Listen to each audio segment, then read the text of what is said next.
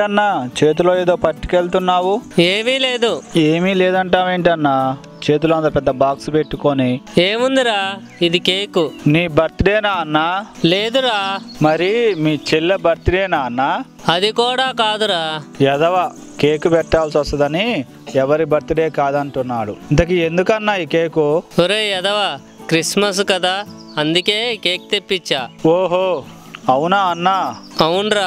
సర్లే గాని నీతో మాట్లాడుకుంటుంటే లేట్ అవుతుంది, నేను వెళ్తున్నా. సరే అన్నా.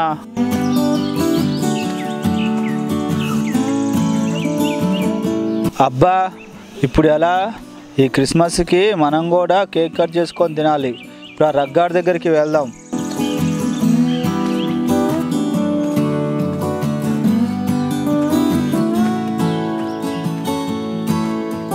రగన్న కోసం వెళ్తుంటే ఆ రగన్న ఎదురొస్తుండు. వెళ్ళి ఆపుదాం. రగన్న ఆగు. ఏంట్రా చెప్పు. అన్నా క్రిస్మస్ వస్తుంది కదా. వస్తుంది. అయితే ఆ అరన్నోళ్ళు కేక్ తెచ్చి కట్ చేస్తున్నారు, మనం కూడా కట్ చేద్దామన్నా. ఒరే వాళ్ళ దగ్గర అంటే పైసలు ఉన్నాయి, మన దగ్గర పైసలు లేవు కదరా. ఒరే పైసలు లేవు కదా, ఇప్పుడు మరి ఏం చేద్దాం? అన్నా నువ్వైనా కేక్ తెస్తావు అనుకున్నా, నువ్వు కూడా లేదంటున్నావు కదా. సరే వెళ్తున్నా. సరేరా.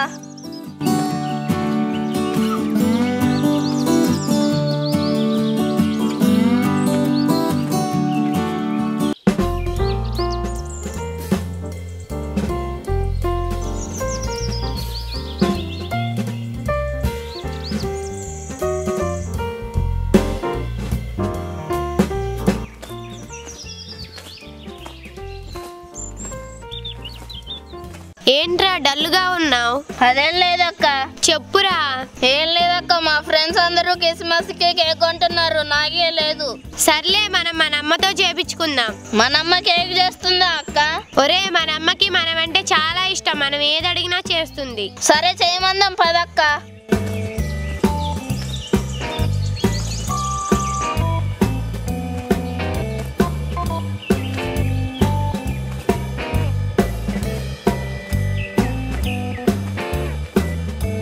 అమ్మా. ఏంటి చిన్నోడా? అమ్మా తమ్ముడు వాళ్ళ ఫ్రెండ్స్ అందరూ క్రిస్మస్ కి కేక్ తెచ్చుకుంటున్నారంట, తమ్ముడికి కూడా కావాలంట, అమ్మతో చెప్పి చేపించుకుందామని తీసుకొచ్చా. నీకు కేక్ కావాలి అంతే కదా? అవునమ్మా చేసి పెట్టు. సరే నేను కేక్ చేసి పెడతా, ఇంతలోని మిగతా డెకరేషన్ చేసి పెట్టండి. సరే అమ్మా. మిగతా డెకరేషన్ పూర్తి చేయండి, ఇంతలోపు నేను కేక్ చేసి పెడతా.